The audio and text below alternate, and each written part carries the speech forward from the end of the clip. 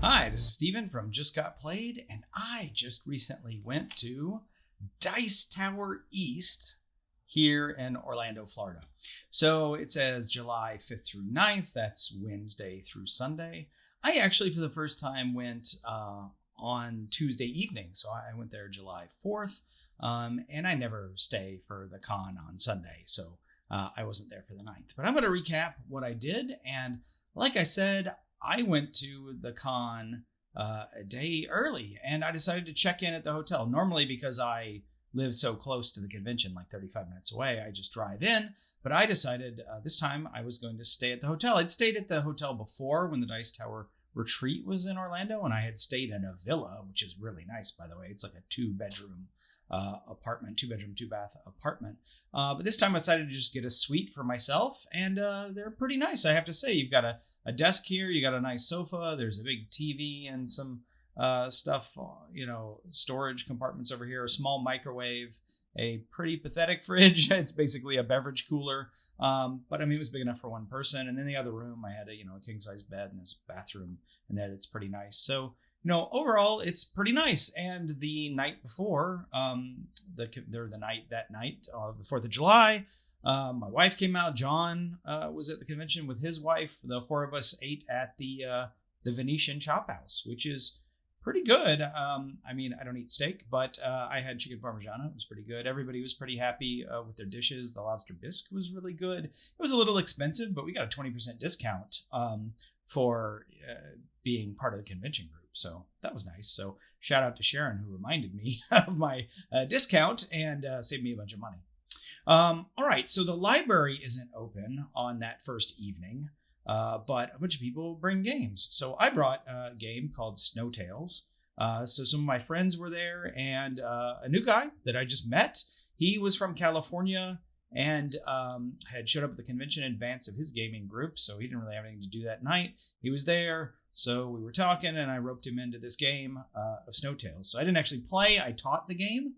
And ran the game because we didn't have enough players. It only goes up to 5, but it is a dog sledding racing game. Essentially, you have a dog sled, which on the track is marked by this little dog sled meeple, and then you have this thing in front of you, and it's got a dog on the left and the right, and those are cards that you've played down, and then there's your brake here, and so your speed is the sum of these two things minus the brake, and then the sled pulls to the left or right depending on the number that's here. So on your turn, you can play between 1 and 3 cards, but the cards all have to be the same value, which makes it hard to sort of slow down and turn. And you have to turn. You have to make these turns, and these red lines have speed limits too. And if you don't do that, you take ding cards that sort of gum up your hand, because it is like, you've got a deck and you're drawing cards in your hand, and you're playing them and then discarding. And then eventually shuffling and playing again. So anyway, it's a race. It's fun. You can have these optional tree obstacles and things like that. I like the game. If you've ever played Heat, you can see a lot of the roots of what they're doing in Heat came from this game, or at least feels that way. Anyway, also that evening we played Murder on the Cosmic Express. This is my game, so I don't talk about it much when I do these videos, but I did play it several times at the con. Usually at the con, I don't play so many games multiple times, but this one I feel like I was playing every day. Somebody always wants to play it with me because I have it on me and I designed it. So, all right, but that was day 0. I'll call that. I got checked in, got my badge, and so I was ready to go first thing the next morning. And when I was walking in to the convention area, they have this whole dexterity set of games laid out in the hallway, right? So you've got, multiple crokinole boards, and there's Clask, and there's Pitch Car, and then there was this weird thing called Piratenbilliard. And so I didn't actually play it. I watched some people play it, and I fiddled with it myself, but I didn't actually play through the game. But yeah, you've got these wooden sticks that you poke from underneath, and these are sort of, there's like a bouncy floor here, and you hit it, and you just try to move your piece. And it's like if you move your piece onto somebody else's piece, you capture it, and that's a point. If you move your piece all the way to the end, I think it's a couple of points. And if your piece goes off the board, it's just lost. So it was actually remarkably hard to control. It's a dexterity game, so you just got to spend some time with it to get good at it, I guess. But I'd never seen this one before, and I think a lot of people hadn't either, because this was the most played dexterity game I saw in the hallway. Anyway. All right. Well, so I was walking around the hall. A lot of my friends were not there yet because it was earlier in the morning. And I saw a nice couple from the United Kingdom had just been taught, Z Garcia just taught them how to play Trekking Through History. And I was walking by and I was just looking at it because, it's pretty, the art for the cards and stuff. You can see it here. There's all these different dates in these cards. And they asked me if I wanted to play. And it was on my list as something I wanted to play. So I said, all right, let's play. It's a very simple game. On your turn, you take one of these cards. And whichever of these cards that you take, you get the bonus that is associated with the space that it's in. Or if you take this card off the sort of top of the deck, there's no bonus. And then you get whatever the resources are on the card as well.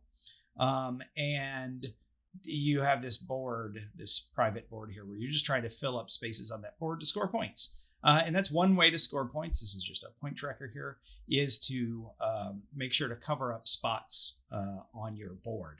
You also can get time crystals by covering up. And those are important because you can see each one of these cards has a numeric value in the clock here. And that is the amount of time. So it's a time track game. That's the amount of time you're going to spend on your turn doing whatever that is, that card says. So you move along the dial and each day, you're playing over the course of 3 days, only has 12 hours. So you've only got so much time to spend, but you can reduce that by using time crystals. And this is the time crystal symbol here. So cards can give it to you. This can give it to you, this bonus spot. You can get it from your board. There's also this wild card over here, which costs 3 time and only gives you 1 wild. That can be important if you're just trying to score something at the end of the turn, or if you're trying to keep your timeline intact. So you can see here, this player, they've got a card from 12,000 BC, then 450 BCE, then 347 BCE. So, they probably got some more cards down here. But any of these cards that they were to take next would continue along that timeline. But say they took the 1850 card, then if they wanted to later take a 1230 card, they have to close out their timeline and start a new timeline. And you score points according to how many cards you have in your timeline. So having a longer timeline is always better. But you've got to, decide, well, maybe it's time to just close this out so that I can start a new timeline to get the resources I want. Closing a timeline with 1 card in it is actually negative points. 2 cards in it is 0. But you can get up to, well, here you see 10 cards is 30 points, and then 3 points for everyone after that. So yeah, it's an interesting sort of push and pull. Like, do I want the resources? Do I want to keep my timeline going? How am I going to allocate my time? A lot of interesting decisions. And then I like the art on the cards and the timeline. Just the idea that there are these events that you're visiting in history. I think that's pretty interesting. Also, that was a really nice couple that I played with from the United Kingdom. So we actually probably spent as long just talking about stuff after the game as we spent playing the game. And that's always, a highlight of the con for me, talking to people. Let's see. Next on the list, I have Planet Unknown. So Planet Unknown was not new to me, but we had scheduled a charity game. So Barb and Carl had donated money to the Jack Vessel Memorial Fund in order to play games with us at the con. So we brought them some stuff. I gave them some games, gave them a copy of my game and a prototype that we had reviewed, and just some just got played swag. And then we sat down to play a game. And so I had asked them beforehand, what games do you want to play? They had not played Planet Unknown, so they didn't know how to play it, but they did have a copy. I brought my copy so I could teach it. I figured, well, if they've donated to charity, I should be teaching them a game. And also this supports 6 players, so that allowed us to have 4 of the crew playing with them, as well as, the 2 of them playing. So we played Planet Unknown, and, this is always a good game. It's a polyomino game.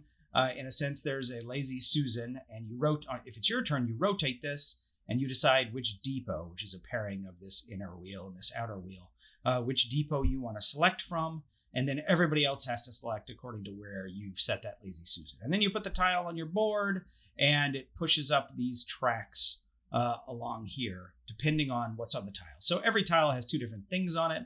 One might push up the blue, while one pushes up the red. You can get these little things going on where, you push up the green, which gives you a wild to push something else up. And the black is sort of a race, because the earlier you get to these spots, you get to choose from the available tech cards, and they're more available if you get there earlier instead of people taking them. Blue is mostly just points, but there's restrictions on blue. They have to be placed on top of water that you can't see on this planet because it's covered up.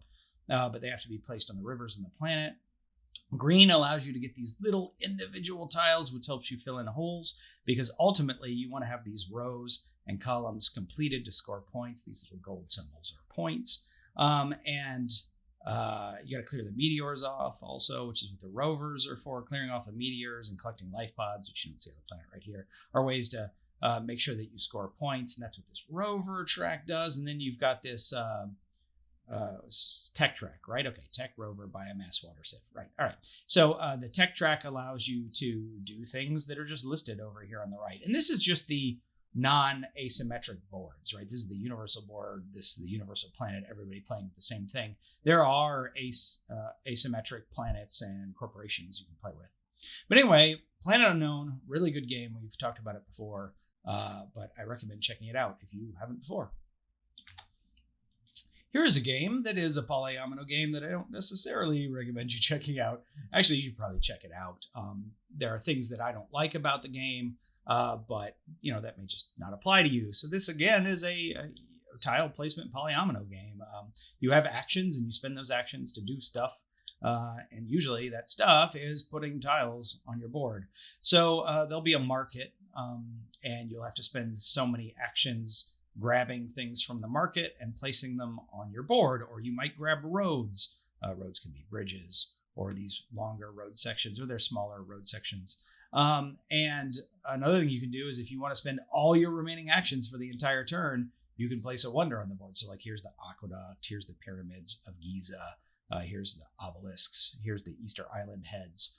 There are other things you can do, like you can grab turn order, you can grab towers, which allow you to help extend the roads. You score points by getting these wonders on your board, and all these wonders have requirements. Like for instance, I think the aqueduct had to start on a green and end on a green and go over water. So this fits that. The obelisks had to be on two opposite sides of a road or something. These I'm not sure had any requirements other than you had to be able to fit them. There probably is some requirement. Maybe it needed to be next to a purple or something. Without looking at the card, I can't remember. But they all have different requirements that talk about the different kind of building they need to be next to. Surrounding these buildings score points. Those score points. I didn't like that the first player was, I don't know, it was just random at the beginning, and then it was like dictated by your population, which you're trying to balance these three tracks, and you get the resources here that sort of push you up on these tracks. You're trying to balance these because the lowest one, I think, is how many points you score, and you score points for population. And the game just it didn't really click with me. I could see people really liking this game, but I just felt like, well, a wonder comes up and then there's no purple buildings out, even though I spent an action to get first player, but somebody else happens to have the perfect setup with the purple buildings or whatever. And so they can just spend their turn doing whatever, because none of us can claim that wonder, and they can wait till their last action to claim that wonder, So I felt like there were just random things like that made the game feel sort of unbalanced in a way that I didn't enjoy. That may not happen that often, although it happened a few times in our one play of it. So anyway, this was, if you watched our other video where we talked about the convention, this was one of my most anticipated games of the con, and therefore is one of my biggest disappointments. Not because it's a bad game, but because I really thought that this was going to be top of my list to buy this game when it came out after having played it. But now having played it, I would play it again, but I'm not going to buy it. So anyway, World Wonders. All right, next up, I got together with Erock and John and Tiffany to play My Little Everdell. So I'd heard a lot of talk about My Little Everdell being sort of a simplified version of Everdell. I don't like Everdell. I don't ever want to play Everdell again. I've played it multiple times, and I cannot find the fun there, so I don't want to play Everdell anymore. But I thought, well, hey, maybe My Little Everdell fixes what I don't like about Everdell. Maybe. I don't know. Let's see.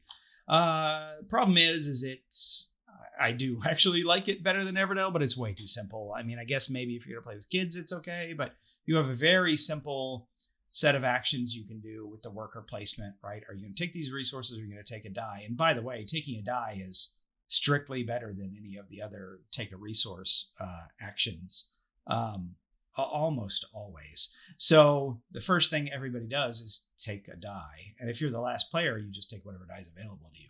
And then everybody goes in to take the resources, and those spaces don't even block each other. So anybody can claim whatever. But, you need these resources. You can see the top of these cards. They have costs, and then they have victory points, and then they have a category. They could be a critter or a house. And there are these different parades that say, hey, if you're this type, you need like 3 of these or 4 different ones, different types. And then you can claim these parades. So there's a race to get these parades, like have 3 critters, have 3 houses, whatever it is. Maybe it's 5. And you score points by, sort of racing to get that stuff. And then each card also does something for you. So it may just be a one-time benefit, or it may be a space you could activate with your worker instead of getting one of the generic spaces, or it could be a green card that activates every turn and gives you a little something. Here are some of those parade cards off to the side. So anyway, the art is interesting. What this game was missing for me is it doesn't have any combos. So you build these cards, critters or houses, into your area, and there's no combos there, right? That was one of the things I liked about Everdell. Like, this card comes with that card, or that card comes with that card. It gave you a reason to want, maybe one card over another. So anyway, I didn't feel like it was just too simple, little too streamlined. I still think it's better than Everdell, and it's close to what I wanted out of the Everdell game system, but still not there. So anyway, we played that. A little bit of a disappointment, although I can't say that I had really high hopes for that going into it. But I thought it was worth a shot. And also I know, Tiffany loves Everdell so much. I was like, I got to play this with Tiffany. So anyway, we played it. I don't think anybody particularly enjoyed it. All right, next is Vaalbara. So I thought of Vaalbara as sort of like a Libertalia light, because you have this hand of 5 cards, and everybody simultaneously chooses one, and then whoever is the lowest number gets to go first, claiming a land, right? So the lands that are out there, there's a row of lands, one for each player, and then there's a second row above that one, so you can see what's coming the next turn, or there are some cards that allow you to manipulate and switch things between the 2 rows. But anyway, you've got these 5 cards in your hand. Unfortunately, everybody doesn't have the same 5 cards in their hand to start with. I liked that about Libertalia. Like, you knew what was in people's hand and people would play, and you can kind of remember what they played, so you knew they had a thing. This one is just sort of random. Everybody will ultimately have all their cards in their hand, so that's, you don't play them all, but you will ultimately have them all available for play. So that minimizes the randomness a little bit, but I didn't particularly, because this game is so fast, so streamlined. I mean, you could, if you know this game, you can sit down and play it in 20 minutes easy. I think, what did it say? 20 minutes. Yeah, there you go. So you could play this in 20 minutes easily if you already know the game.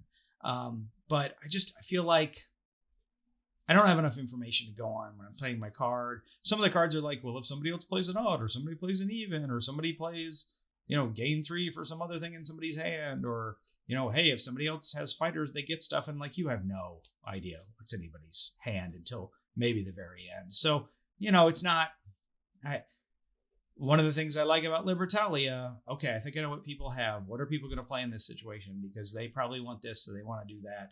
That just, it doesn't really work here. So it's a good game in its own right, but I thought this was going to be a simple and light version of Libertalia, and it just isn't. So it wasn't what I wanted it to be.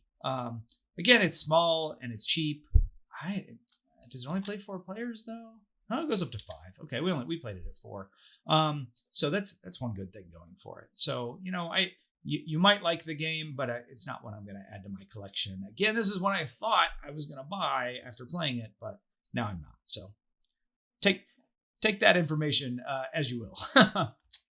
All right, and we closed out the game with New Game Top Secret. I just didn't take a picture of the prototype that we played, but Patrick from the group, he is a game designer like several of us, and he brought, I think the current name of it is Witch Please. So it's basically a social deduction game in the line, in the vein of Werewolf or something like that, where everybody is a villager or a virgin, which is a type of villager that's special, or a witch who's trying to sacrifice people.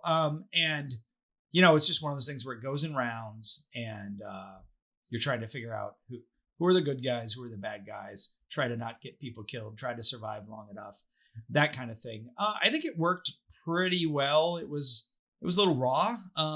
It had some sort of setup problems in that, once you play the game, because everybody's sort of playing cards between each other, but everybody needs to start with their specific set of cards. So there was like some sorting that had to be done afterwards, but we sort of straightened that out a little bit and tried playing with some changes to the rules, and the game, it got a lot better just us sitting there iterating on it for a couple hours that one evening. So this one might have some promise. I always play a few prototypes at the convention. This year, I think I played 2, and this was one of them. And that is how I closed out day 1 for Dice Tower Con. So, all right, let's get into day 2. So Thursday, the second official day of the con, for me, started with the virtual flea market exchange. So the virtual flea market is hosted on Board Game Geek. People post items, a month in advance or whatever of the con. People are listing items and offering to sell them. And there were over 6,000 items listed this year, and something like more than $50,000 worth of stuff was exchanged. So kind of crazy that, all of that is arranged. And then we get together in one of the conference rooms, the Antigua rooms in this case, and do exchange everything that everybody's sort of pre-agreed on. And that only takes an hour, basically. There were a few things. I was picking up some stuff for some people. I was giving some stuff away. And I was also picking up a few things because there are some good deals in there. Like I got the newest version of Vendetta for $10. But this Full Metal Planet, this was the thing that I was most excited to get. So Full Metal Planet is a game that I played as a video game a long time ago in the late 80s, I guess around when this board game came out. And I remember liking it a whole lot, and I didn't even know, I guess, that there was a board game version of it at the time, but I found out about it subsequently, and it's, and I'm really interested to play it with my kids. So you can see here, the board's actually sort of flimsy, and the minerals just like rocks, look like rocks that came out of somebody's backyard, but all the tanks and ships and bases and ore haulers and the crawlers that pick up the ore, like all this stuff are metal miniatures that are really high quality. So that's interesting. And it only ever came out in French. This copy did come with a translation of the English rules. Actually, I got this from, this was originally either belonged to Scott Alden or was in the Board Game Geek library. I'm not exactly sure. And actually, you see here, BGG Con is coming up in November. I'm going to be there. So if you want to play a game with me, just let me know. I don't know a whole lot of people probably who are going to be there, so I'll be looking for people to game with. But anyway, yeah, Full Metal Planet is a grail game for some people. It's sort of rare, especially in the United States. It's more rare than it is in Europe. So yeah, I was glad to get a copy of that. Haven't played it yet, but I'm looking forward to it. Next, I played Trekking Through History again. So, this is a popular game at the convention. A lot of people wanted to play it, and so now I learned how to play it, so now it's super easy to teach. So I taught it, and we played it, and, again, had a good time with that one. Next up was Caldera Park. So this wasn't originally on my list until John mentioned it, a list of games that I wanted to play at the con until John mentioned it. And I looked at it, I thought it looked pretty interesting. Kramer and Kiesling are good designers. It's a relatively short game. Doesn't play a whole lot of players, but I was interested in trying it out at the con, and it's interesting the way that it goes. You have your own personal map, and you have tiles that are available for you to play. They're stacked up here at the top of your board, and it'll be somebody's turn, and they'll take like the wolf token and push it up to the forest icon, right? So this is the forest, and so that means you have to put a wolf in the forest. So if you have a place in the forest where you can place a token and you have a wolf token available, you have to put one of those in the forest. If you don't, any of those things you can pick, and do whatever you want.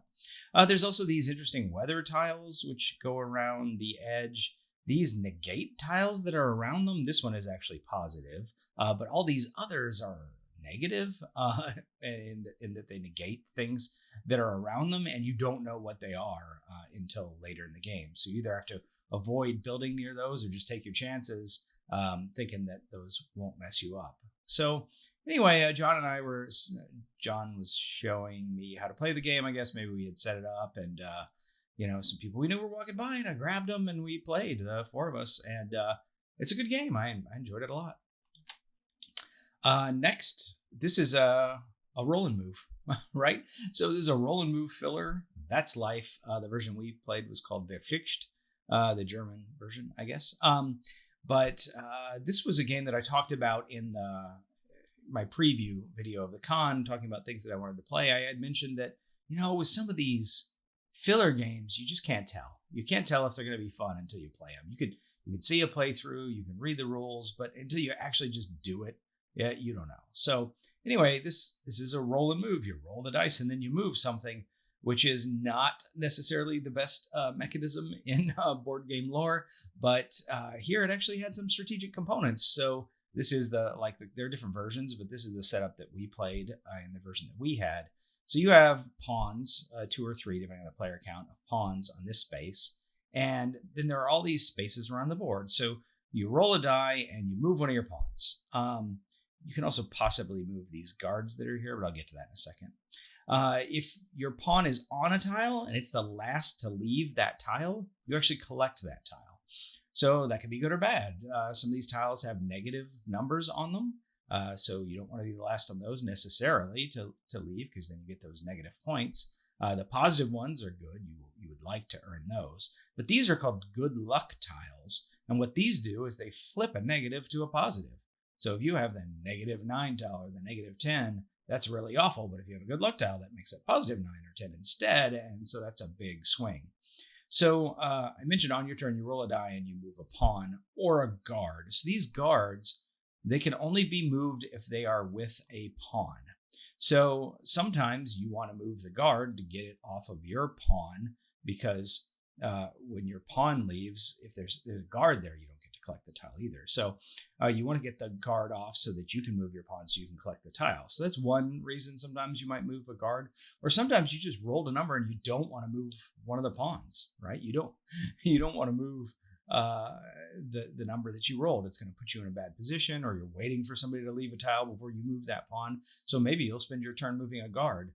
None of these guards actually are eligible to be moved at the moment, because there has to be a pawn on the tile with the guard for you to move the guard. But yeah, I mean, it's interesting. There's different strategies. I've seen people jump out and try to grab tiles early, like go ahead and grab negatives, because you're maybe going to get some of these, and grab some of these positives and whatever. I've seen other people hang back here forever, because these tiles are going to disappear as people move, and then you'll be able to jump over those real easy and not get anything. So, it's a roll and move. So there is no right strategy, it just depends on what you're rolling. So anyway, this is another one of the games that I ended up playing multiple times at the con, because it's simple to teach, and it's fast, and I just wanted to introduce it to more people. But there you go. It's the first time I played That's Life, Verflixxt. All right, next up was Silicon Valley. So I was interested in playing Silicon Valley. I even looked at potentially backing the Kickstarter. I think it was a Kickstarter. Because it's Scott Almes. So I like Scott Almes, the designer of the Tiny Epic series, and some other games like Cosmic Colonies I really like of his. And the theme here, right? It's a Silicon Valley. You're running a, startup and trying to be the first to achieve $1 billion valuation or whatever. I thought that was kind of interesting. So we were setting it up as a 2-player game. We're looking at each other like, this doesn't seem great, because you have these tech tiles out here. I guess I'll call them tech tiles. And they have little polyomino shapes on them that need to be filled with specific code blocks to make that shape for you to become the inventor of that technology, right? And as the first mover, the person who puts that technology out first, you get a little bit of a bonus. Then later, people can then also be like the second mover and start manufacturing that technology, but they don't have a say in how the pattern is filled with specific code blocks. They just have to fill the pattern with the exact pattern that you made because they're just copying you. So, you collect these code blocks and you do stuff. And I thought, well, as a 2-player game, that doesn't sound so great because as the second mover, you need to be the second mover, not only to get a little bit of bonus for doing that, but also that it negates the bonus that the person is getting for being the first mover. So it just sort of, we didn't play 2 players, but we sort of felt like 2-player would just be like, well, you did that, so now I have to do that, right? So we grabbed another person to play with us so we could play 3 players. Thought that would be more interesting. I think that was the right call. I think 4 would be even better. But yeah, you have a bunch of stuff you can do in your turn. You can recruit these workers, and these workers give you something. They give you something when you recruit them, and then every round, but then you have to pay them salaries, and their salaries go up as the valuation of your company goes up. But that's one way to get these code blocks, and you need these code blocks to make these patterns, and you can go over here. You can sell some code blocks to get like VC funding. You can only have so many employees and so many projects until you expand your headquarters. So you got the expand your headquarters, and everything has a cost and an ongoing cost, and so there's a lot of decisions and stuff. I thought the game was okay. I think it was maybe a little too complicated for what it was. Maybe, I guess once you've learned how to play, maybe it's not quite so complicated. And again, I think probably it would be better at 4 than 3, and I don't think I would recommend it at 2, although I didn't play it at 2 or 4. Just having played it at 3, that's what I think. So, but if the theme is interesting to you, then I would say check the game out because really that's what drew me to the game in the first place.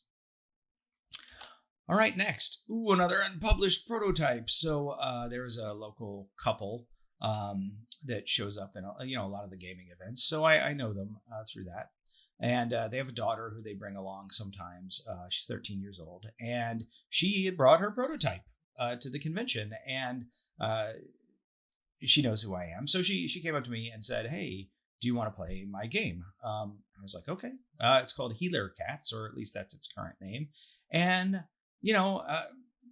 the family knows I'm a game designer, so that maybe I could give them some feedback. And I didn't have a whole lot of critical feedback because I thought it was a pretty good game. It's not my kind of game. It's a very sort of mean card game. It's funny because it has this cutesy theme. You've got these cats and they're collecting herbs and being nice to each other, but then a lot of the cards that you're playing on each other are just make you lose stuff or make you lose an action or something like that. And so it had a lot of this being interaction, which is I just don't like those types of card games.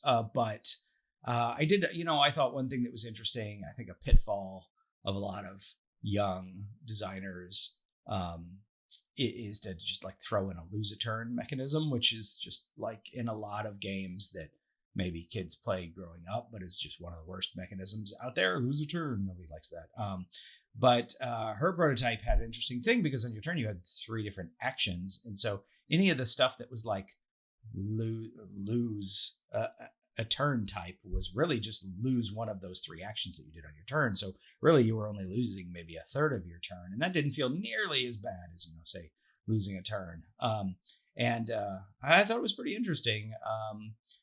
Again, it's not my kind of game, but coming out of a 13-year-old who's just sort of tested this with her family, like it didn't have any flaws, right?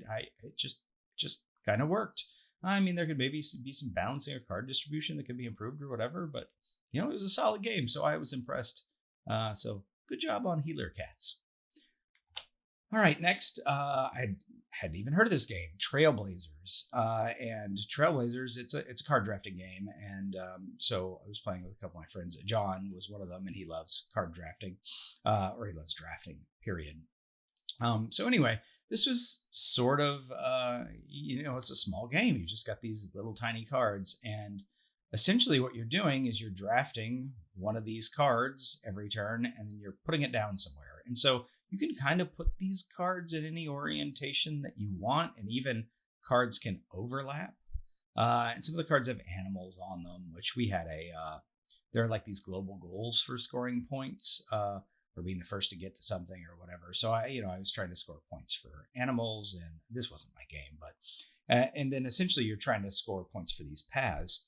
It's nice that how you lay the cards down isn't terribly restrictive. Like you see a bike path going into water or going into hiking path or whatever that is. That's fine. You could do that in the game. It doesn't score you points, but it doesn't keep you from doing it. So essentially, one of the ways that you score points, regardless of what the other goals and things are, is this is the bike shack. So you need to have a complete bike trek that leaves there and comes back, and you get 1 point for each, section it's going through. So this person clearly concentrated on bike paths, because there's one coherent one here, there's another one here, and then there's another small one here. So there's a bunch of bike path points. I don't see any kayak. Oh no, wait, there's one right there. There's a kayak path, right? So a small one, and then there was a hiking path right here.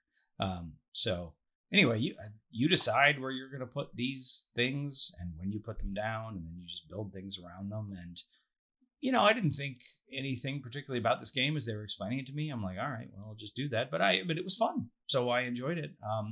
It's probably not a game I would add to my collection because it only goes up to 4 players. But it's sort of in filler territory, and just something you could carry around with you in a bag or backpack or something. So yeah, it was a decent game. Here's a game that I did not think was a decent game. So On the Rocks, I was a little surprised because, well, as you can see here, it's fairly highly rated, a 7 on Board Game Geek with several hundred ratings. And it's very pretty. You've got this board, and you've got drinks that you're trying to fill, and you're using marbles to do that. And I don't know, it's got this Mancala style mechanism. So you roll 2 dice, and that determines how many marbles you pull out of the bag, and then you decide where you want to start, and then you just start dropping the marbles, and then whatever bucket you end up putting the last marble in, you take that cup full of those marbles, and that's what you use to do your stuff. And I don't know, it just wasn't very interesting. It was fairly sort of random. The drinks that you pulled and were trying to fulfill, the marbles that you pulled out of the bag, the dice that you rolled, there are things you can do to mitigate some of that and change it up. And then also just like, I don't know, like you have to sit there and count, like, okay, I rolled these dice, so, where am I going to end up before you actually start dropping stuff? And then you're not really thinking about what you're dropping in most of the ones. You're just like, there's the one cup you care about that you're going to get the marbles from. So you make sure that, which marbles you're putting in that one. The other ones you probably don't care, I don't know. It was okay, but I don't know. I expected to like this game. It's got a nice presentation and nice components, and it looked like sort of a simple, like, get resources and complete things and win, and then maybe that is what it is, but I have zero desire to play this game. And John was one of the people I played it with. He absolutely hated it. So that may have colored my opinion a little bit. But anyway, so On the Rocks was the next one, and I guess that was my next to last one, because I ended the day with Ancient Knowledge. So Ancient Knowledge, I guess, is a pretty new game. I mean, you can see here it's only been rated by 35 people. It has a pretty high rating too, which I'm a little surprised at, because I like the game. Asterisk. I would like the game if it wasn't this game. And I think that's because it has so many unnecessary take that cards. So you've got this board here, and you've got cards in your hand, and every turn you take 2 actions, and then these cards sort of decline, right? They move off to the left, and then eventually they fall off and get completed. So as you put these cards down, they get these little tokens on them, and you need to clear these tokens before they fall. Otherwise, they're lost knowledge and they're negative points. Different cards tell you which slot they go in. Some you can manipulate how that works. Some of them are locked, so they have to start somewhere. Some of them you can move them. There are artifacts are the things that go down here on your board that give you sort of permanent abilities through the game. There are artifacts and other cards that allow you to manipulate where other cards are, cards that help you take off these things, cards that let you lots and lots of take that for your opponents, things that screw up what they are doing. You can spend an action to sort of, I don't want to say burn, but like cards that have been put down into this sort of completed historical section that can be turned in order to let you draw cards, which is the more efficient way of getting more cards into your hand rather than just spending a whole action taking one card. Other things might allow you to draw cards or do stuff. Like there's a lot of interesting stuff going on here, but and the take that cards really aren't that bad. Typically they'll be at a higher number, like you have to play that in a 3, and so that 3 is going to then become a 2 and a 1, and then it's going to fall off, and when it falls off is when the sort of take that thing will trigger. That's a fairly common thing. So everybody at the table has got 3 turns to sort of plan for this thing that you're going to do to them as a take that. But so, and they're not that bad, say, hey, lose 2 cards is not that bad in the middle game or the end game or something like that. I had one that made everybody lose an artifact, which seemed pretty nasty. But first game, first play, first card, somebody puts down hey, in a couple of turns, you're going to lose 2 cards, which is, you only start with 6 and it's hard to get cards in the beginning. And I don't know why they did that. I don't think that was a particularly good play for them because it didn't help them sort of kickstart and build their engine to getting better stuff. They just were enamored with take that, I think. So they led off with this take that card. And I'm like, I'm ready to flip the table. I sat there going through my 10 cards or whatever I think it was. I was dealt, picking out the ones that I was going to keep and the sort of engine I was going to build and planning what I'm going to do. And then it's just like, well, here you go. Here's this thing. There's nothing you can do about.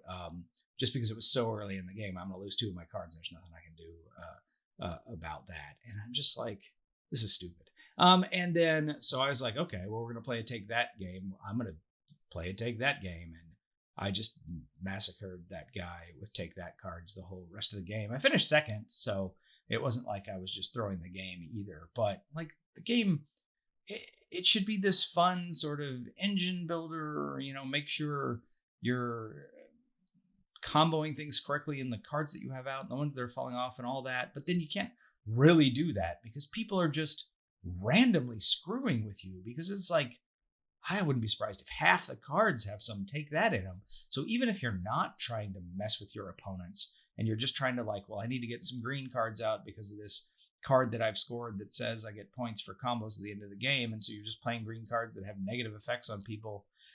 You don't even care. You're just trying to get a green card out. And so you just constantly, somebody's doing something to screw with you and screw with your engine and screw what you're trying to do. And I don't feel like those things went together in this game.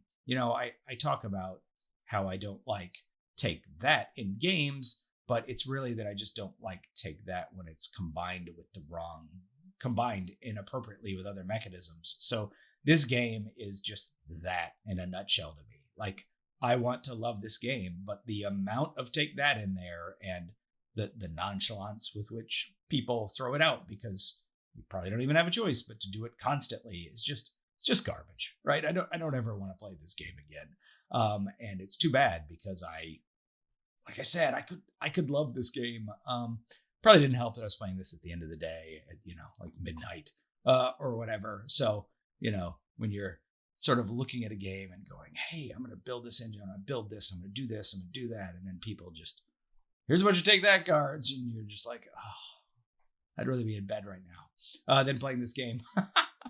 But anyway, so, if you really like the idea of combining take that with, other mechanisms in, I wanted to say interesting, but I'll say novel ways because, you don't normally see this combination, and I think for good reason.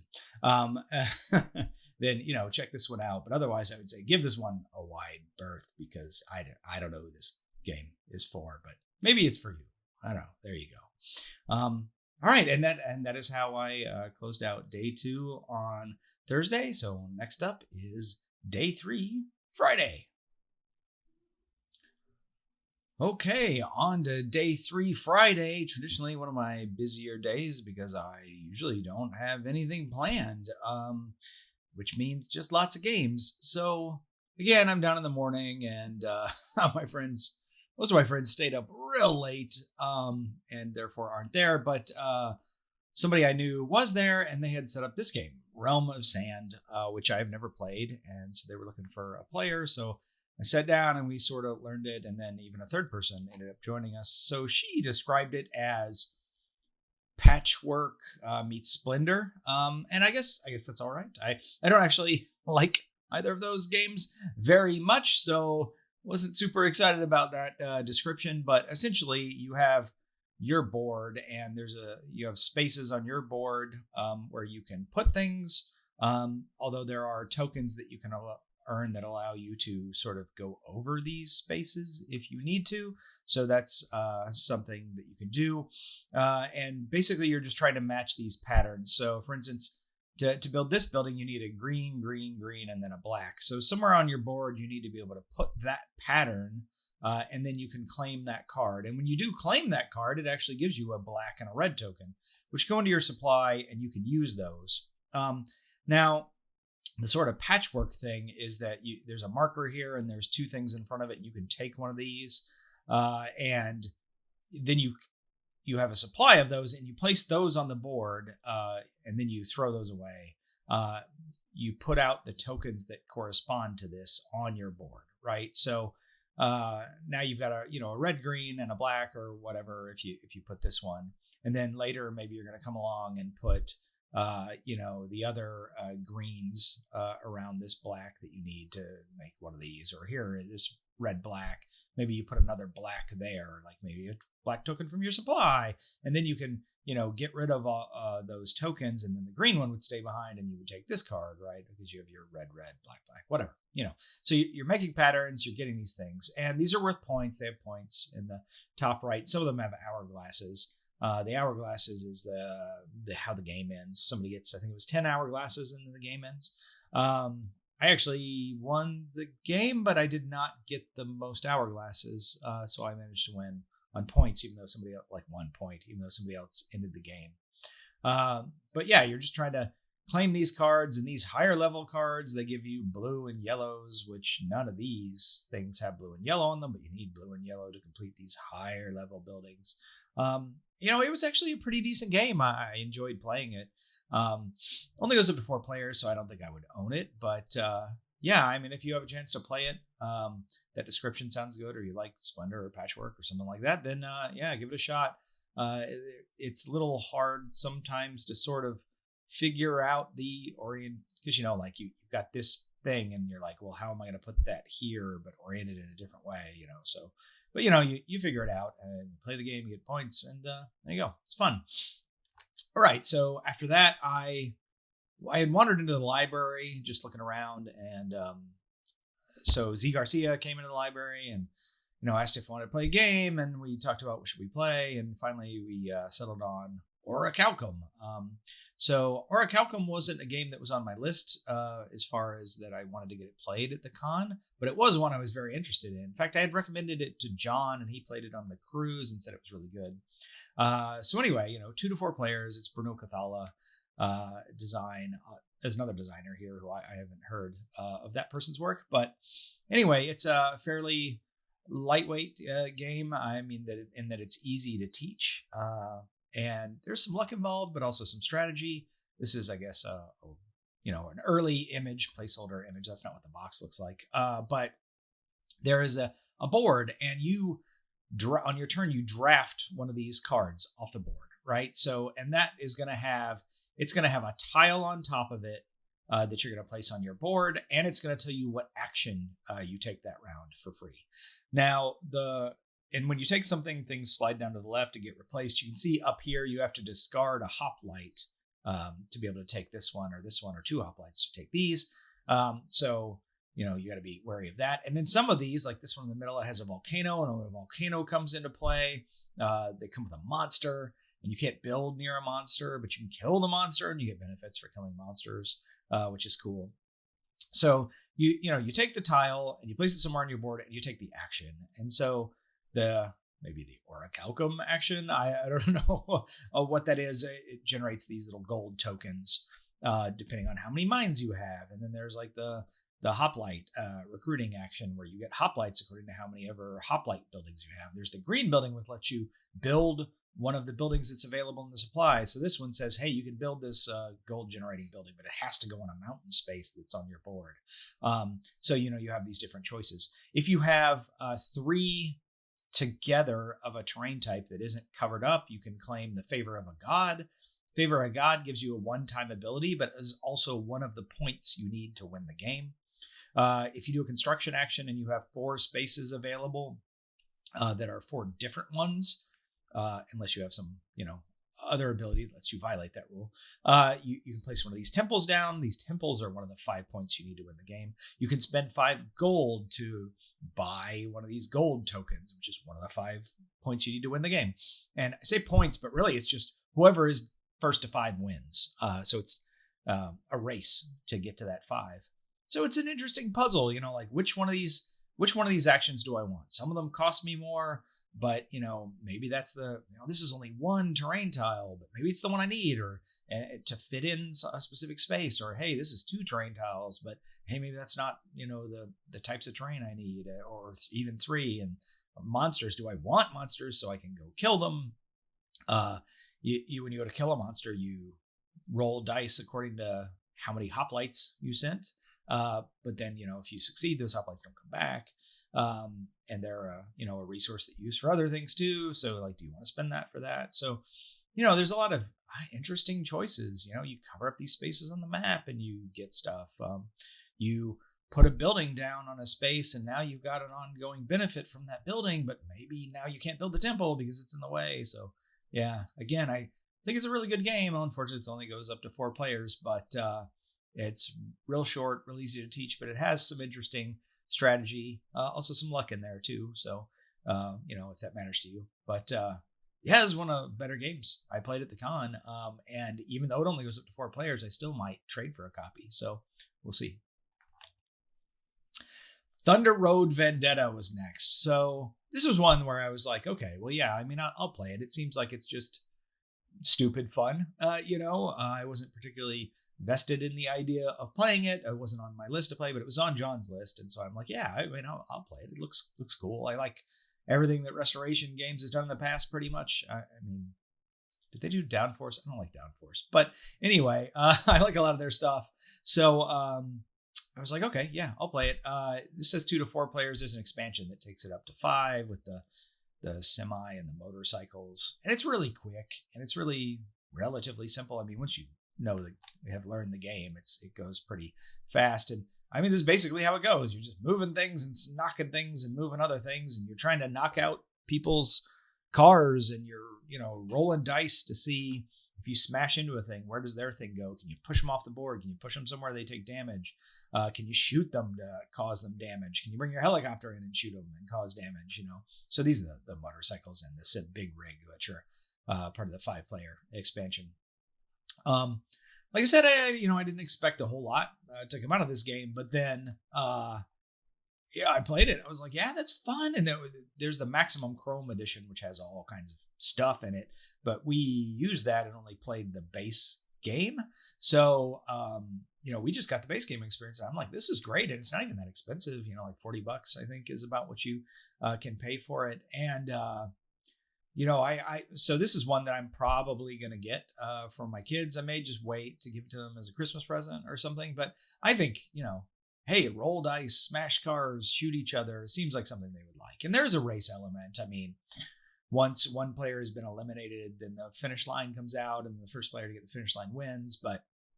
And that is how I've always seen the game end. But the idea of just smashing each other up. I mean, I did plenty of actions in the game where I didn't do the smartest, most strategic action. I did the most chaotic action for fun, right? I was just playing Agent of Chaos. I mean, there was one time where I could have just moved my car to safety because the tile it was on was going to disappear almost certainly on somebody else's turn.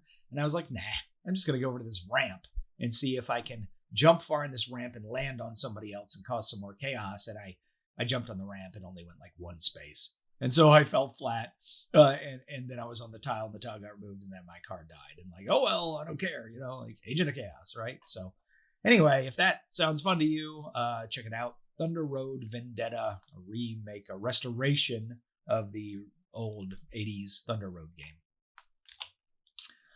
So after that, I played Dune Imperium, and you can see right here, Dune Imperium, very highly rated. I mean, overall 8, strategy 7 of the, thousands and thousands of board games listed on Board Game Geek. 1 to 4 players. I don't know if that goes up with the expansion, but we were playing at 3-player, and we had the big box, and that sort of sucked and was confusing because the big box, it's not clear what is from what expansion. There's at least 2 expansions in that big box and some deluxe components that don't necessarily match what the rulebook says. But then on top of that, one of the guys had played before a long time ago. He couldn't really remember how to play or how to set up or anything like that. So he wasn't any help in that regard. But because he had played before, he wanted to play with the Rise of X expansion, which everybody says is like, oh, you need to play with that. So we spent a long time just trying to figure out like how to set this game up, because the big box doesn't have a coherent manual. It's just the 3 different manuals. So it's like you're trying to set up, but then the base game is talking about spaces that aren't even on the board because we have the playmat. The playmat has the expansions in it. And so there was a lot of confusion trying to sort out the cards, figure out what goes where, etc. So just getting through the rule book and trying to learn how to play and getting it set up, I think probably took us an hour. Somebody came by who had played the game before and was confused by all the extra components and stuff we had. So that wasn't particularly helpful either. So yeah, it took a long time. And then, finally got it set up, and it's a simple, really simple deck building worker placement game, but fell a little flat for us. There was some randomness, especially with the combat, and the cards, the intrigue cards, and not knowing necessarily what was going on. You could go all in on trying to win a combat, and then just somebody plays some cards and you lose, which didn't, I think one of them was get a victory point, or maybe 2 victory points, or a victory point and some other stuff. And then second place is like you get 2 water. So you throw your whole round into getting into this combat, and then you come away with 2 water, and it's like, wow, that was an exciting turn, wasn't it? It can be exciting to have a big battle and lose, but it wasn't in this game. And then the beginning of the game was, sort of like a normal deck builder, in that it's just slow. I just like, okay, I've got 2 dudes and I can do 2 things, and like, well, I can't go here because I don't have 2 water. Maybe I could send somebody somewhere and get a water, so next turn I can do this thing, which lets me draw some more cards. That's not particularly powerful. It wasn't, and even the combat, it's like, I guess I got to go somewhere that allows me to put troops out into the battle, or it was later in the game, maybe 5-6 turns into a 9-10 turn game it could be, that it started getting interesting. Like my turns were interesting. Before that, it was just like, I guess I'll move up on a track. I'll put a guy here and move up on a track. Wow. And that's half my turn, like, I don't know. It was just, and then I'll buy something. What's in the market? Okay, I guess I'll just buy this thing because it's the one thing I can afford. And then, that randomly becomes a powerful card later in some weird situation. I don't know. It just, people act like this is a really in-depth strategic game, but I didn't find any of the fun. And, like I said, the combat didn't feel terribly strategic or tactical or anything. So anyway, it's fine. People love this game. I don't get why. I would play it again, but I'd probably have to be talked into it. All right. So anyway, Dune Imperium. After that, apparently, I guess I was going to do something way light. I think maybe I was headed to dinner, and I got sidetracked talking to some people, and they were talking about playing something, and then, there were like 7 of us, so there's not a whole lot of choices. Somebody suggested Seven Wonders Architect, and I'm like, okay, well, this is good. This is a game that I don't really necessarily want to play because it's very light. I mean, I knew a little bit about it, so I wasn't sure I really wanted to play it, but I had considered giving this as a gift to some people at Christmas last year. Ultimately, I went a different route, but I thought, well, okay, I should play this game so then I know, whether this is a valid thing to give as a gift. So particularly there's one gaming couple that, I'm thinking of, that they don't have a lot of games and they don't have a lot of game experience, but they will play games. They like to play games. So I thought, okay, maybe Seven Wonders Architect. So, we got this out, and it's really, really simple. I mean, there's a stack of cards that you're sharing with your neighbor on the right, stack of cards you're sharing with your neighbor on the left. You draw one of those cards, and that's basically it. You can get science tokens, which allows you to give a bonus. You can get these war tokens, these war cards, science cards allow you to get the bonus. War cards allow you to win the war when it gets triggered, and that's one way to get points. But otherwise, it's just collect different commodities or copies of the same commodity, depending on which part of your wonder you're trying to do, and then ultimately discard those cards to turn over the parts of your wonder as you build it. So this game is really light, like really light. And so if that's what you're looking for, super light, then hey, maybe this is what you got and what you want. People's Wonders did give them asymmetric powers. I had the pyramids, which didn't have an asymmetric power. It just had more points on its levels or whatever. So that wasn't terribly interesting. Maybe that was part of the reason why I think this game is just too light and too simple. But anyway, there you go. If you're looking for a very intro gateway game with the Seven Wonders theme stacked on it, then check out Seven Wonders Architects. I think, by the way, that couple, when I get them a game for Christmas this year, I'm thinking Cascadia, actually, and Seven Wonders Architects is off the list. I think it's too light for them. They play like Catan, Carcassonne, Pandemic, right? So they're at that level of all those really popular games people have heard about who aren't necessarily in the hobby, Ticket to Ride and things like that, and they like those kind of games. So I'm thinking Cascadia might be a good one. All right, next. All right, so 3 members of the Just Got Played crew, Patrick, Brian, and Little Eric, were playing The Crew, The Quest for Planet 9. I've talked about this game before, but I love this game. I actually have gotten rid of the game. I gave it away because I have the Mission Deep Sea version, which I sort of prefer. But, it's a cooperative trick-taking game, which is just, if you haven't played something like that, it's like, how can you do cooperative trick-taking? That doesn't make any sense. But the idea is everybody gets sort of stuck with a mission. So I guess in this picture, maybe this player is stuck with the 7.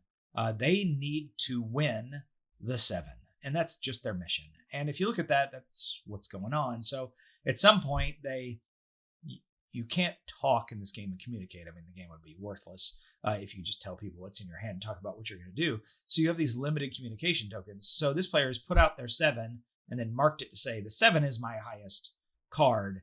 And then I guess they're playing it for this trick, right? So somebody led, or maybe they led a blue. So you can see 2 and 3 is followed, and somebody doesn't have a blue. So they just sloughed a card under. There are trump cards, rockets, that win tricks. So you got to be careful of those.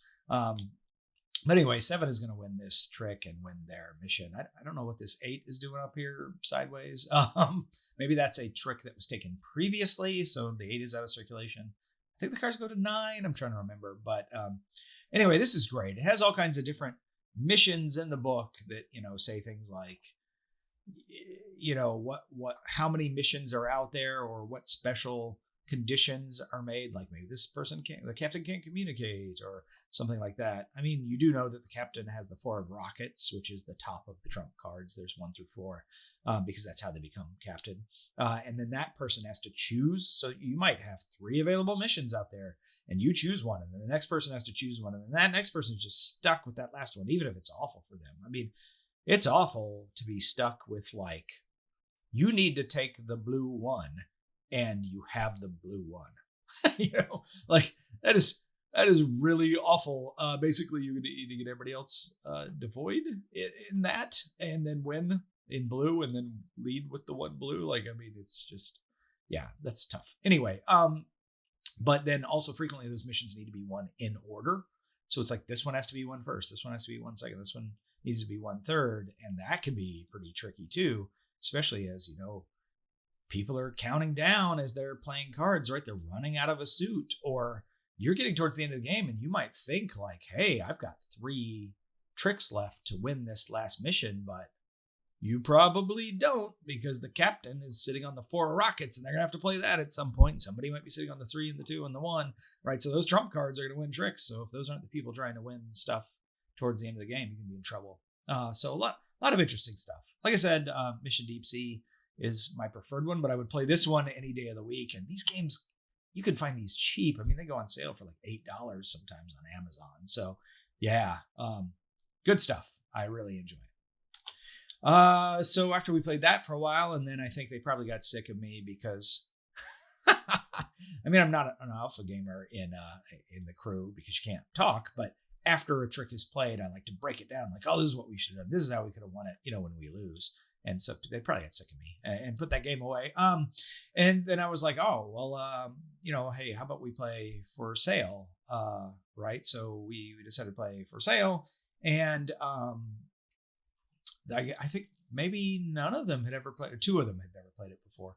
And it's one of my favorite auction games of all time. It's light, there were four of us and it plays pretty well at that player count. So For Sale, there's two versions. There's also For Sale Autorama. You have to be a little bit careful. For Sale Autorama is cars instead of houses, but you can just play regular For Sale with For Sale Autorama and ignore the advisor cards, which is a whole extra round of complication added to the game that is not only unnecessary, but makes the game worse.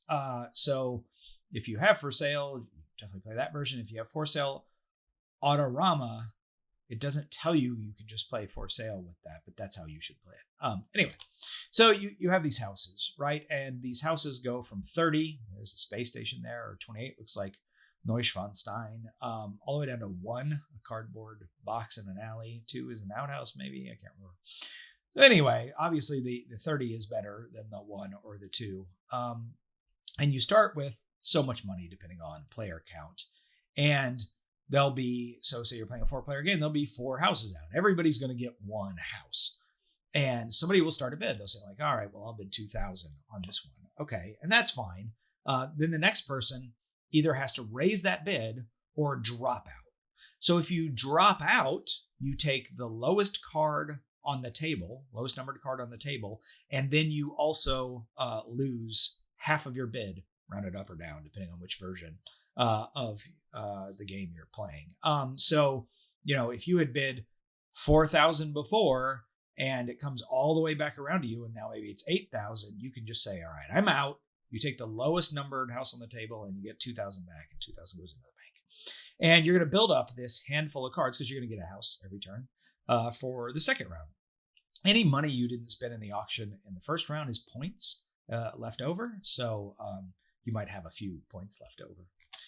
And then in the next round, what happens is these checks get revealed. And the checks go from 0 to 15. There's 2 of each one, but there are no ones. So there's 2 zeros, 2 2s, 2 3s, whatever, all the way up to 2 15s. Some of them might be thrown out depending on your player count just to balance it. And they're thrown out randomly. You don't know what's out. Same thing with the houses. But then, so you see what's out there, and then everybody simultaneously chooses a house from their hand, and then you flip them all over.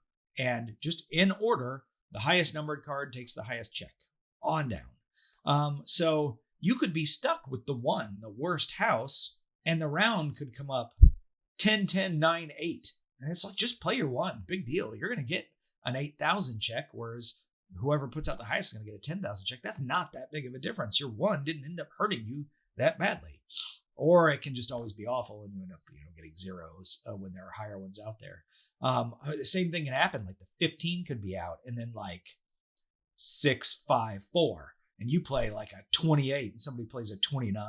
And so they get the 15, and now you're getting like, a 6 for one of the highest cards that you saved. So, yeah, it's about reading your opponents a little bit and knowing what they're doing. And it's got these 2 rounds of auctions. And this is just, I don't know, best auction game ever. Probably, I don't know, Raw's pretty good too, but I think this is still probably my favorite. And I played it many, many times, was glad to play it again at convention, especially to introduce it to new people. I have never had a negative experience with For Sale. Everybody I have introduced it to has said that they really liked it or would play it again.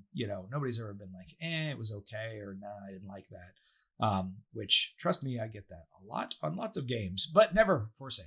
All right. So after For Sale, I went over and I found some other friends of mine who were off in a side room, and they were playing Wavelength. So I didn't exactly get to play Wavelength in that I just jumped into a game and started doing some of the guesses with people. And so I'm not even sure I fully understand the full mechanics of the game, but the idea is there'll be some kind of card. For instance, one of ours was like good for you, bad for you.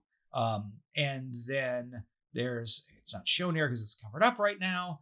There's a thing that's sort of randomly placed that says, hey, where the person who is giving information to their team. So say it was right here on the bad for you, good for you spectrum. So just a little bit on the bad for you, but not too far, is where it is. And so now they come up with a word or a thing, maybe. I don't know if it could just be, it can be a thing. All right. So they come up with a thing. And so they said chocolate cake. And then the person, this is close, so they don't see where the bullseye is, the target they're trying to hit. And that other person has to set that needle, right? They know over here is bad for you, over here is good for you. And they're trying to figure out where would that other person say that chocolate cake is. So they move that thing. And then the other team is like, okay, that was their guess. Is the actual bullseye to the right or left of what the person guessed? So they could be right on. Otherwise, you have to decide, did they go too far one way or too far the other? And then you score some points based on who did what there. So anyway, it's a fun game. It's a party game, right? You can play as many players as you want, I suppose. It's just 2 teams, so you just put as many people as you want on each team. It was a pretty good game. I enjoyed that. And that group, when they finished Wavelength, was looking for another sort of light game to play. So of course, I introduced them to, this is the same game I talked about earlier, but this is a different version, maybe the more modern version, which has some different art and stuff. So, Verflixxt, that's life. I was like, hey, let's show that to this group. And we played at whatever the max player count is. I don't know, 6. It was fun. Again, had fun playing this game again. This was one of 3 games I played more than once at the con. And that was, it's a great way. Wavelength and Verflixxt is a great way to close out the night because, it's getting late and your brain's turning to mush after having played things like Dune Imperium that day. So anyway, that is how I closed out my Friday. And then I guess we'll move on to the next day, the last day of the con for me, day 4, which was Saturday. Okay, the last day for me, Saturday, day 4, and I started with trekking through history. So I ran into a couple of people I haven't seen in a while, and we just wanted to play a game together. And I said, well, how about this one? Because, it's really easy to teach, and, it was fresh in my mind how to teach it. And they were like, yeah, that's one I wanted to play. So, we had a good time of it, played the game. Honestly, I don't even remember who won because we were just playing, having fun, and, talking to some people. Hadn't seen it in a while. So, that's what's great about cons. And it was a good start to the day. After that, I ran into Tiffany and Erock, and I talked them into playing a game of Habitats. And we actually played, we roped in a couple other people. We played it as 5 players. So this is a game that, Tiffany and Erock have talked about and got me sort of interested in. They also talk about Nova Luna, which I'm not as interested in because it has nothing going on thematically, but this has got that, habitat that you're building. So, 1 to 5 players, 30 to 50 minutes. That's pretty good setup for my gaming group. So, I was interested to play this game, and I think this one looks different than the version that we played. There's a new version out from All Play. It has some neat wooden meeples as an option. But anyway, you've got this central area, and in the version we had, you had a Jeep, and you drive your Jeep, right? So you can turn right or left or forward and claim a tile. So one of those tiles that's available to you. And then you take that tile and then you put it in your private area. And so why do you care about these tiles? Well, you have an entrance to your zoo, and then you have these different animals that you're putting in here. And these animals will say something like, this elephant needs to be connected to 2 plains and a forest and a water. And so this one is. And so when it is, then you just stick a marker on it, like we had the wooden animal meeples on it, to designate I'm done with this one, and it's going to score me these points at the end of the game. There are flowers that are just straight up worth points, but they also provide this sort of terrain type that you may need to surround something with. There are towers that have different ways to score depending on what's written on them. There are like campsites that just straight up give you stuff. There are gates that when you close off these different areas, they score you points. And there are goals each round. to try to score something, like have the most of something, the least of something, or, whatever variety of something. I don't know what all the goals are. So there's a lot going on, but it's all just really sort of puzzly, like, what am I going to put next to what to try to complete what? And you'll leave a space because you're like, if I could just get a water here that also needs to be completed by a forest, then, if that comes up, then I can get over there and get it and it'll just fit perfectly here. And, a bunch of things will come together. And sometimes that's not coming together. So you just, whatever you can get, you drive over whatever tile you can and fit it as best you can. I didn't focus at all on the goals. I still got some points from them anyway, because what I was doing, I was just trying to focus on completing, the high value animals that I put in my habitat. And I did a pretty good job of that. But maybe you needed to look at the goals a little more, because although I got a ton of points from that, I ended up finishing second because Erock got a bunch of points from the goals. I think it was where a lot of his points came from. But anyway, great game. I put it on my wanted trade list. So if it, somebody pops up who has it and then I have a, game they want, I'm going to add this one to my collection. I'm not going to run out and buy it, but I will trade for a copy. Then I played Dodos Riding Dinos. So one of my friends had this game and, it goes up to 8 players. We may have had 8 players. We had a lot of people playing this. So it was nice to have a game that would support that many people. But, he was like, well, I've heard some good things about this, and I just wanted some dopey, fun, roll and move dexterity game with dexterity elements thrown in. I was like, all right, well, okay. I'll try just about anything, especially if it's only 20 minutes long. So, yeah, I don't know. You have these little dinos, and they're on the map, and this isn't the map that we played. I don't even know if this is the version we played. And everybody plays a card simultaneously. And there are these blue cards and these red cards. The red cards are the quote unquote aggressive cards. And if too many people play those, then you only get the movement value on the card. You don't get the special action on the card. But the blue cards, you always get the special action and the movement. It seemed random to me about what was an aggressive card versus a not aggressive card, because there would be cards that are not aggressive. And then it's like, roll a log and try to knock over everybody's thing to push them back a bunch of spaces. And you're like, that's not an aggressive card. I don't understand. And I don't understand is basically this entire game, right? It's randomness. Maybe it just seemed a little childish or a little too thematically simple or something, or too swingy or whatever. Like, cause I talked about, back when we played Thunder Road, that it was just fun chaos. This was just boring chaos to me. So I wouldn't want to play this even with kids. But, if you like dexterity elements, it has a bunch of different dexterity type things whether you're throwing the bananas or rolling the log or, flicking your eggs or something across the map. There's a bunch of little different dexterity things. So if that's your jam, if you like that, then maybe you'll like this game, but this is not for me. And then I followed that up with another game that is not for me. So John and I, we had a little bit of time to kill, and we're like, hey, there's that Caesar Seize Rome in 20 minutes game. It's real quick. So we grabbed it. And I don't play a lot of 1 or 2 player games. So if I'm going to play one, it's going to be at the con probably. But it's Paolo Mori, and he's done a lot of stuff that we like.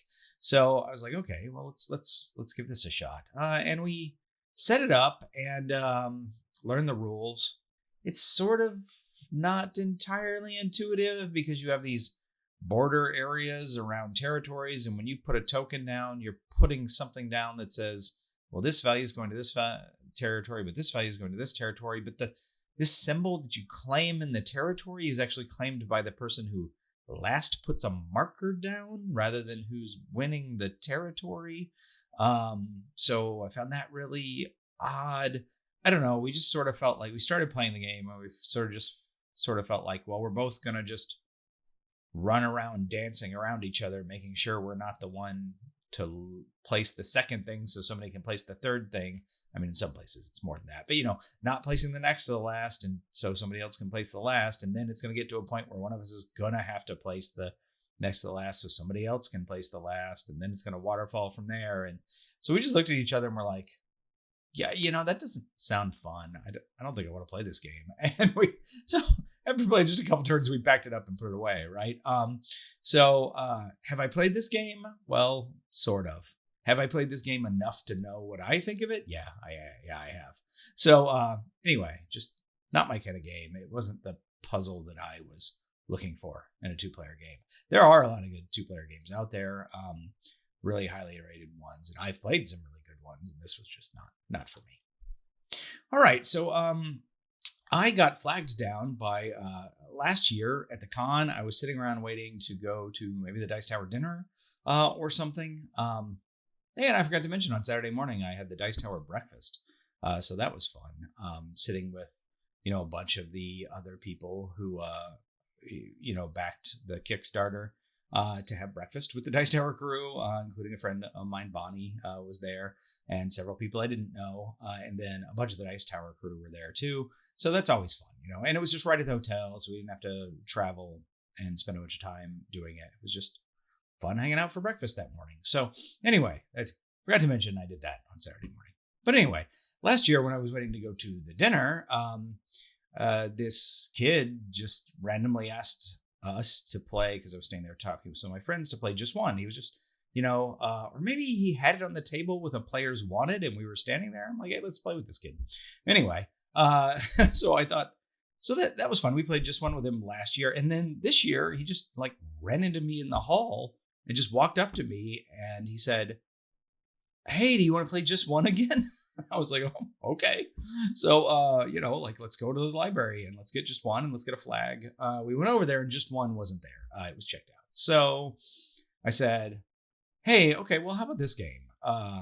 Green team wins. So we got green team wins and a flag. And then we were looking for a table. And I saw my friend Bonnie, who I just mentioned, from having breakfast with. And she had a table and I knew she liked this game. And I was like, hey, well, let's play this game with her.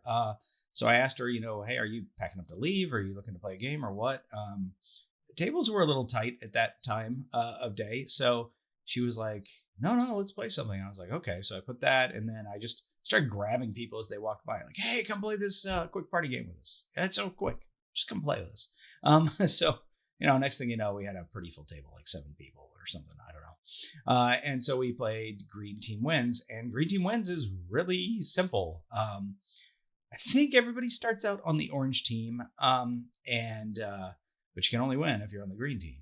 So there's a question, right? So for instance, this or that, curly fries or waffle fries. And then you write on your thing, curly fries or waffle fries.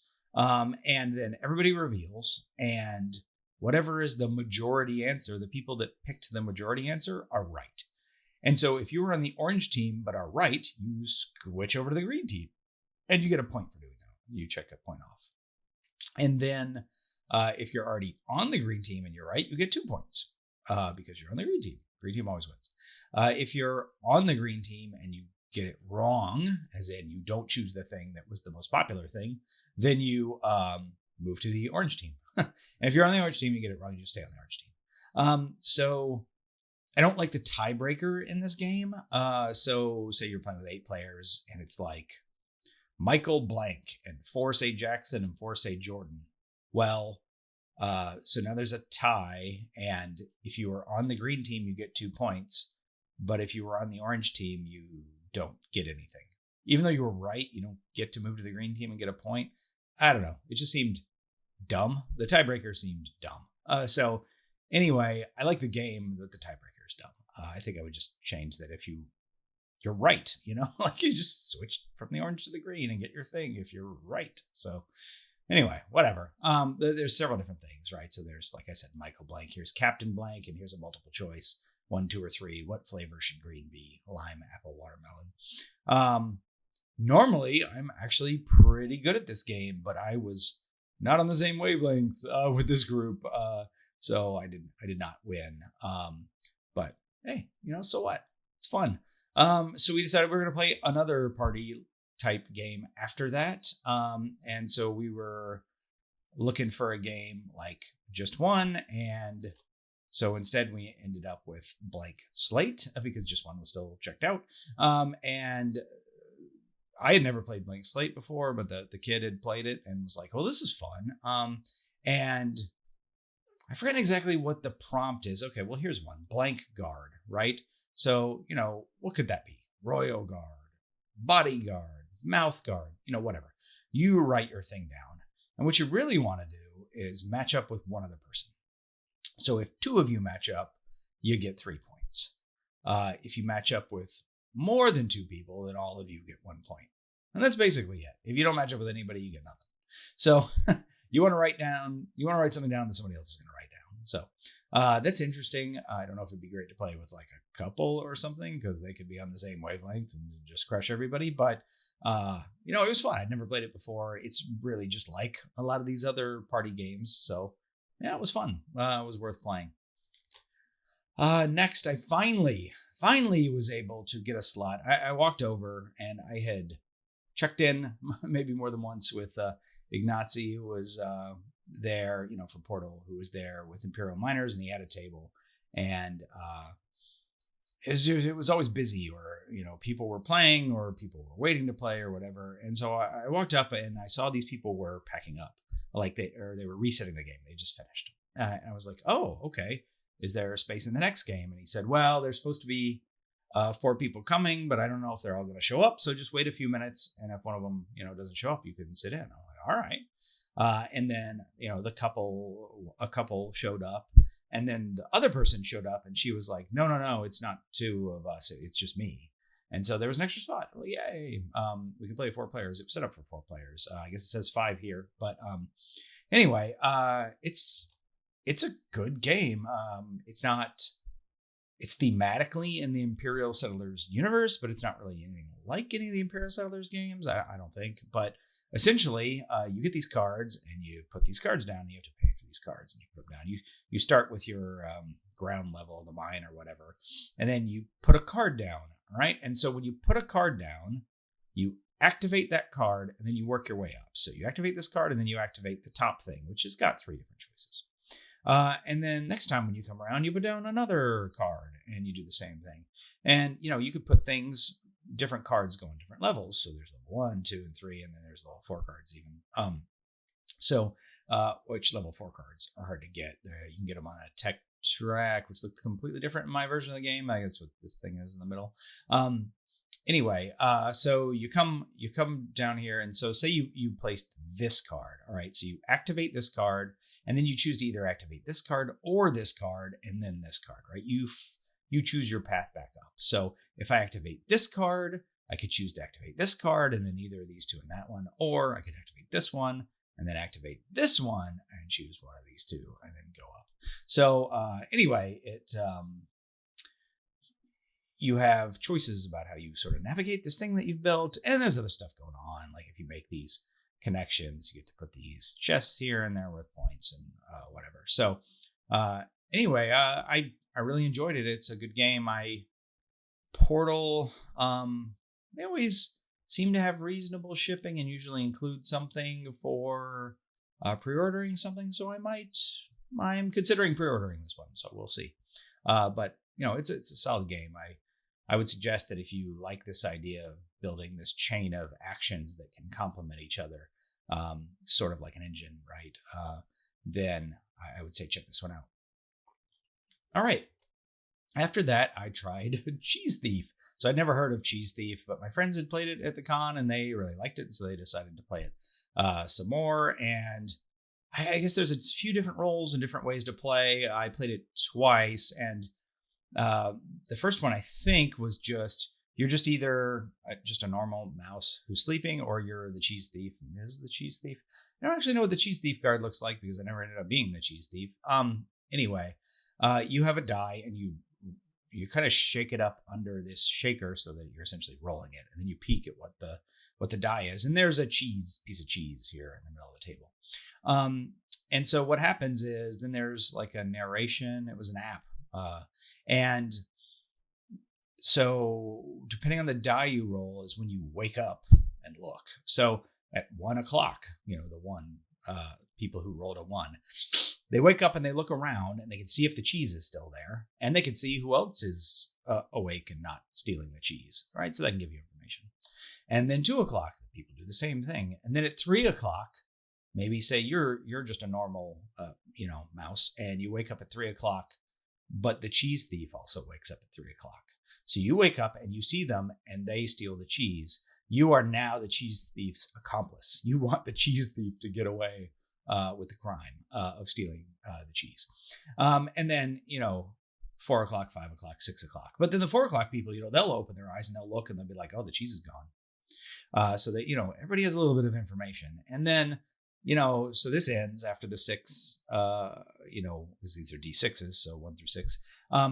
And everybody wakes up and then you just start talking, right? And you got to be careful about what you say. And, because you can mention like, oh yeah, I woke up 3:00 and the cheese was still there, but somebody might be like, well, wait a minute. It wasn't there at 2:00, or something like that. Or, I woke up at 4 and it was gone too, but you said it was there at 2. So it couldn't, also be there at 3 or whatever, you can get caught in a lie. And then therefore, people could figure you as the cheese thief. Although I guess if you're essentially accomplice to the cheese thief, getting fingered is maybe not so bad. I don't actually know if you lose if you get fingered when you're not the cheese thief.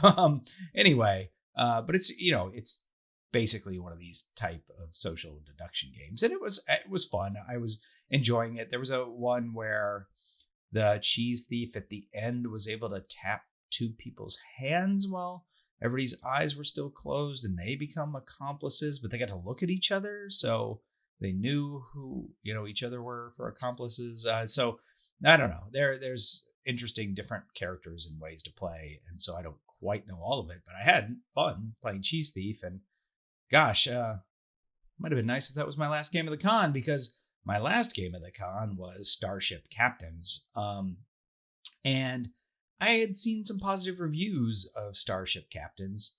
Here you go. 1 to 4 players is not really my thing. 40 to 100 minutes is okay. 100 minutes might be a little long for this type of game.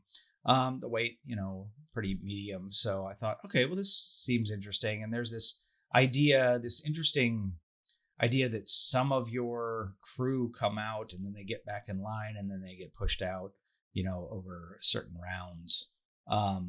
So I thought this idea was interesting. There's also the idea that you can use these medals that you collect to upgrade your people to commanders, or your basic ensigns, I think they're called.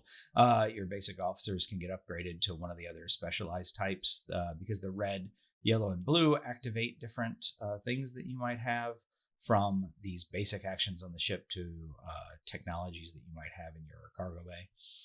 So all of that sounded pretty interesting to me. And there's the thing where you've got your ship on the map and you're flying around and you're killing pirates and doing missions. And I don't know, it just fell completely flat for me. I think maybe there was some randomness to it that didn't work very well. Like, the first thing I did was I saved up my medals instead of upgrading any of my gray crew members, so that I could make my tech person a commander, so that when I activated the take a tech action, I could take 2 of the available techs from the board. And I took, I don't know what all is in the tech deck. I've never played the game before. And so I took 2 techs that seemed like they were okay, but then the techs that came out because I took those techs were like awesome. It's like, hey, that sucks. Now that seemed completely unbalanced. And the mission seemed like a little bit of a red herring. Like, you go to complete a mission. I mean, not only do you have to move there, which takes some action that you have, but like, this mission requires a blue, red, and a yellow person to do it. So you're using 3 people to get these missions instead of, I don't know, getting some tech to help with some other stuff and then fight pirates or whatever. They can get you points. I don't know. It seemed like the missions were a bit of a red herring. Maybe at the end of the game, they're a good way to score points, but you shouldn't start off by doing them. Maybe. I don't know. I mean, they do give you rewards and some victory points. You do need victory points to win the game, but I don't know. It just seemed like my turns weren't very interesting. It's just like, okay, it's my turn. I'll repair. And somebody else would be like, well, I'm going to put my commander on this space to activate this thing twice. I'm going to do this, which will fly over here and shoot this thing and blah, blah. And I'm like, okay. So sometimes there were interesting turns, but a lot of the turns were just like, okay, I'm going to move. Okay, I'm going to repair.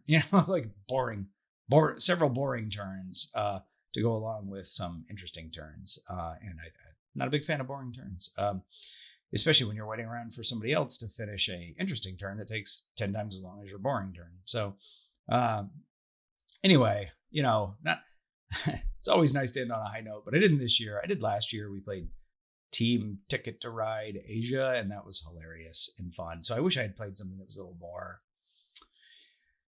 just like social experience silliness, like Team Ticket to Ride is that, by the way, rather than something that just seemed to be a game that way overstayed its welcome as a sort of, I don't know, strategy game. Would you call it that? I don't know. Didn't felt terribly strategic, but that's the category I think it's trying to be in. So anyway, there you go. That is the last game that I played at Dice Tower East 2023. I'm not going to be going to the retreat down in South Florida this year. I am going to BGG Con in November. So BGG.con 2023. So again, if you're going to be there, want to play a game with me, let me know. And how do you let me know? Well, there's two ways. You can leave a comment on this YouTube video down below, or if you look in the link to the video, there is in the description of the video, there's a link to our Discord channel. So, the Just Got Played crew and I hang out in the Discord channel. We talk about games, stuff, mostly games, but also some stuff. But if there's something you want to talk about, just come there, chat with us. But if you're going to be at BGG Con as well, come in there, let me know. Maybe we'll get together and be able to play a game while I'm there. Yeah, there you go. There's my list of games. Let me know what you think of them. And maybe we'll get to play together someday at one of these other cons. So, all right, I'm Steven from Just Got Played, and thanks for joining me.